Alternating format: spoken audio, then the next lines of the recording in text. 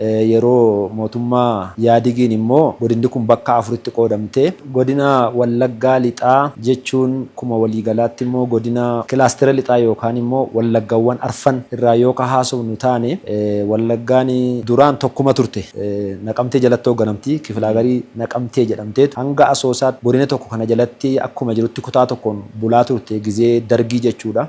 Yeroo mootummaa Yaadigiin immoo godinni kun bakka afuritti qoodamtee Wallagga Bahaa, Horroo Guduruu, Shaambuu jechuudha. Wallagga Lixaa, Ellee Wallaggaa. Wallagga Bahaa bakka lamatti addaan qoodame. Wallagga Lixaa immoo bakka lamatti addaan qoodame jechuudha. Wallagga Bahaa kan jedhamuu fi Horroo Guduruu yookaan Shaambuu bakka lamatti addaan qoodame.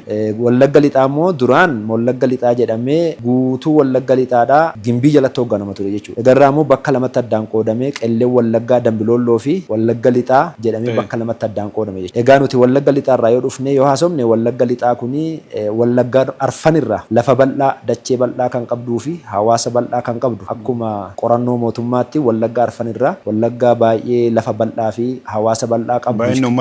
Baay'ina uummataatiinis bal'ina lafaatiinis jechuudha.